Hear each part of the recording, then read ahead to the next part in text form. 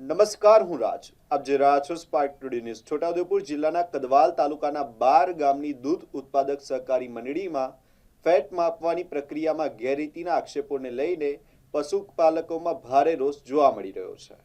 પશુપાલકોનો આક્ષેપ છે કે ગાય અને ભેંસના દૂધ માટે અલગ અલગ મશીનો હોવા છતાં બંનેનું ફેટ એક જ મશીન પર માપવામાં આવતું હતું, જેના કારણે ફેટની ટકાવારી ઓછી નોંધાતી અને તેમને આર્થિક નુકસાન થતું હતું. આ મુદ્દે મોટી સંખ્યામાં પશુપાલકો ડેરી ખાતે એકત્ર થયા હતા અને દૂધ ભરવાનો બહિષ્કાર કર્યો હતો.